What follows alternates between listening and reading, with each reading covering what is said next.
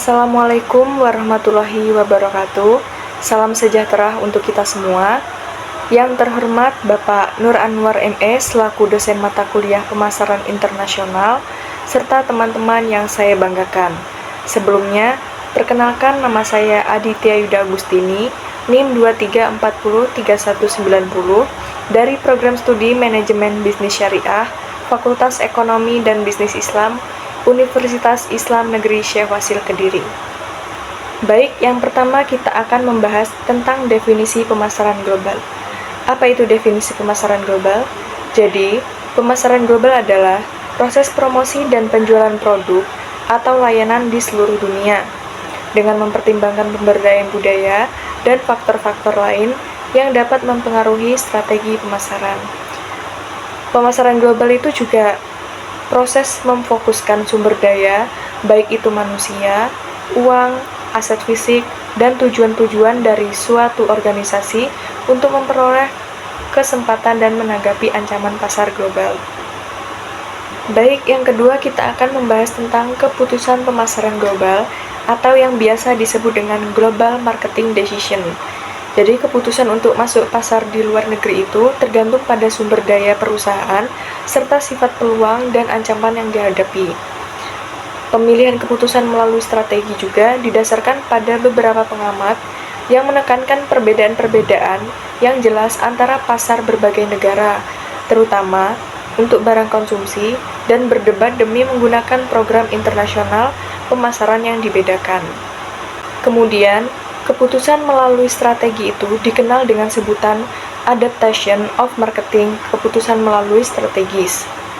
Menurut Zhu, pada tahun 2002, menyampaikan perspektif yang berbeda dalam keputusan melalui strategi pemasaran global, yaitu standarisasi, konfigurasi koordinasi, dan integrasi. Ada populasi yang dipermasalahkan mungkin antara orang, baik itu orang atau individu, atau antara individu dan pemerintah satu negara dengan pemerintah negara lain. Nah, kompleksitas pemasaran internasional ini mencakup beberapa aspek. Yang pertama, pembeli dan penjual dipisahkan oleh batas.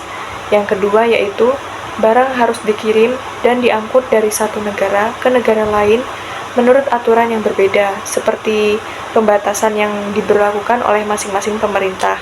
Kemudian, yang ketiga ada negara memiliki perbedaan dalam bahasa, mata uang, peringkat, dan skala, serta undang-undang perdagangan. Kemudian ada standarisasi dalam pemasaran global. Jadi, standarisasi itu adalah proses merumuskan, menetapkan, menerapkan, dan merevisi standar yang dilaksanakan secara tertib melalui kerjasama dengan semua pihak yang berkepentingan. Standarisasi ini bukanlah suatu kegiatan yang statis. Di seluruh dunia, standarisasi itu mengalami perkembangan, baik itu mengenai ruang lingkup, prosedur perumusan, maupun penerapannya. Jadi, standarisasi internasional itu merupakan standar hasil kesepakatan pada level internasional antara berbagai negara yang diwakili oleh organisasi standar nasional masing-masing negara. Kini, penerapan standar internasional itu lebih ditujukan untuk meningkatkan perdagangan global, memperlancar pertukaran produk dan jasa, serta untuk mengembangkan kerjasama di bidang pengetahuan dan teknologi. Kemudian ada beberapa organisasi standarisasi internasional. Yang pertama yaitu ada International Organization for Standardization, yaitu organisasi ini mengkoordinir semua kegiatan standarisasi kecuali di bidang kelistrikan dan mulai beroperasi pada tahun 1947. Nah, misi utama dari standarisasi ini adalah untuk mendukung pengembangan standarisasi dan kegiatan terkait lainnya. Yang kedua yaitu ada International Electrotechnical Commission, yaitu bergerak di bidang standar pelistrikan, elektronika, magnetik, pembangkitan, dan distribusi energi, elektroakustik, dan disiplin terkait seperti istilah dan lambang, pengukuran dan kinerja, desain dan pengembangan, safety, dan lingkungan. Kemudian selanjutnya ada International Telecommunication Union, yaitu bergerak di bidang standarisasi telekomunikasi, yang merupakan dari Perserikatan Bangsa-Bangsa. Nah, standarisasi ini yaitu mengembangkan rekomendasi internasional di bidang telekomunikasi dan komunikasi radio. Selanjutnya yaitu ada Codex Alimentarius Commission, yaitu merupakan perangkat standar internasional yang mengenai produk pangan, baik pangan segar, pangan semi-proses, atau pangan yang telah diproses. Jadi standarisasi ini memuat persyaratan agar pangan bersifat baik, bergizi, dan aman. Selanjutnya yaitu ada strategi pemasaran dalam pasar global. Strategi pemasaran global itu meliputi merumuskan strategi pemasaran di berbagai negara, menyesuaikan atau mengembangkan produk sesuai dengan kebutuhan dan peraturan lokal, dan memodifikasi upaya pemasaran untuk meringankan perbedaan operasional, global, dan kesamaan, termasuk menyesuaikan fitur, harga, dan strategi promosi untuk memenuhi persyaratan unik dari setiap pasar. Nah, strategi pemasaran yang efektif itu mencakup beberapa aspek. Yang pertama, strategi internasional. Nah, strategi ini menawarkan bagaimana perusahaan itu menciptakan suatu nilai yang unggul dari pesaing dengan transfer keahlian dan produk yang bernilai kepada pasar asing. Yang kedua, ada strategi multidomestik.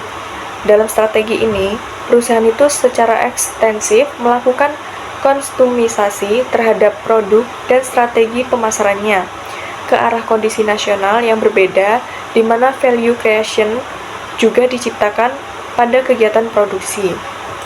Nah, selanjutnya yaitu ada strategi global. Strategi global ini memusatkan pada peningkatan laba, di mana lebih mengarahkan pada standarisasi kualitas produk secara global. Dan yang terakhir yaitu ada strategi transnasional. Strategi ini mencoba untuk mencapai semua strategi yang ada untuk mendapatkan solusi untuk semua masalah.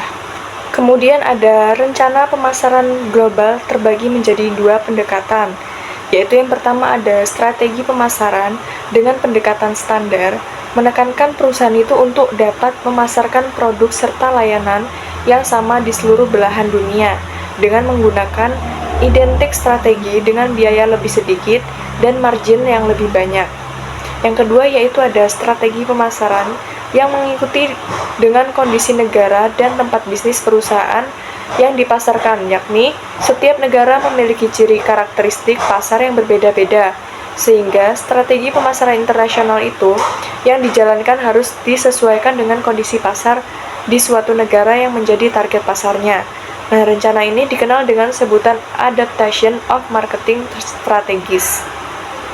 Nah, indikator strategi global terdapat beberapa indikator yang bisa menjadikan suatu strategi menjadi global, diantaranya yaitu yang pertama ada pesaing utama di pasar utama bukan dari negara itu sendiri dan ada di berbagai negara. Nah, yang kedua yaitu biaya dapat diturunkan dan efektivitas dapat ditingkatkan oleh adanya pemilihan lokasi yang terdapat pada aktivitas nilai tambahannya di negara yang berbeda. Yang ketiga yaitu ada standarisasi dari beberapa elemen produk atau strategi marketing, tersedia peluang untuk mencapai suatu skala ekonomi. Yang keempat yaitu ada pesaing mempunyai potensi untuk menggunakan volume dan labanya dari suatu pasar untuk mensubsidi perolehan posisi lainnya. Yang kelima yaitu jika pasar lokal bukan sebagai syarat produk atau servis untuk perusahaan yang mempunyai keunggulan beroperasi lokal. Nah, yang terakhir yaitu ada penghalang perdagangan sebagai penghalang utama untuk memasuki pasar. Suatu nama merek global dapat menjadi keunggulannya. Kemudian ada tantangan dan solusi pemasaran global. Nah, tantangan bisnis di skala global ini memiliki dampak yang luas pada berbagai bidang kehidupan sehari-hari seperti ekonomi, keamanan, dan lingkungan, sehingga lebih menegaskan urgensi untuk memahami isu-isu global dan dampaknya terhadap individu dan komunitas secara global. Nah, dapat diberikan beberapa saran bagi perusahaan yang ingin melakukan pemasaran dan riset pemasaran global. Antara lain yang pertama yaitu ada melakukan analisis lingkungan, pelanggan, pesaing, dan faktor-faktor lain yang mempengaruhi pemasaran di pasar global. Dengan menggunakan alat-alat seperti pestle, SWOT, terus Porter Five Forces, atau lain-lain.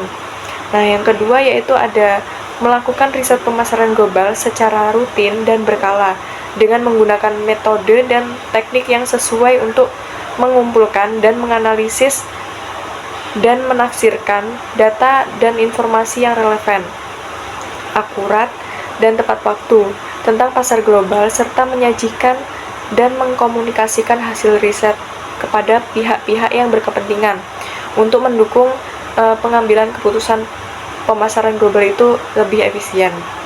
Selanjutnya yang ketiga yaitu ada menyesuaikan produk, harga, distribusi, dan promosi yang ditawarkan di pasar global dengan mempertimbangkan perbedaan dan persamaan antara pasar regional dan nasional, serta kebutuhan preferensi dan keinginan pelanggan di pasar global dengan menggunakan strategi standarisasi, adaptasi, atau diferensial sesuai dengan kondisi pasar tersebut.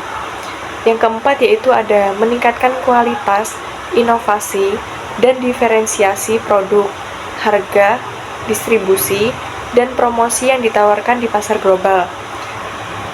Dengan memanfaatkan teknologi pengetahuan, keterampilan, dan sumber daya yang tersedia untuk menciptakan nilai tambah dan keunggulan kompetitif bagi perusahaan tersebut, serta kepuasan dan loyalitas bagi pelanggan di pasar global.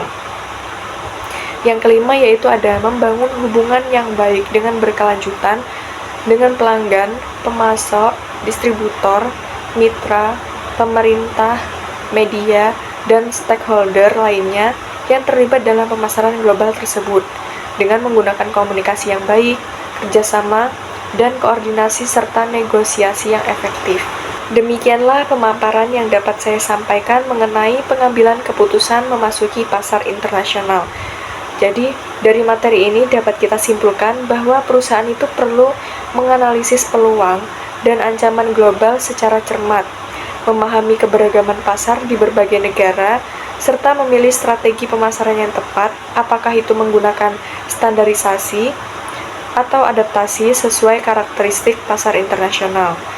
Semoga apa yang saya sampaikan itu dapat menambah pengetahuan dan memberikan pemahaman baru mengenai pentingnya kesiapan perusahaan dalam memasuki pasar global.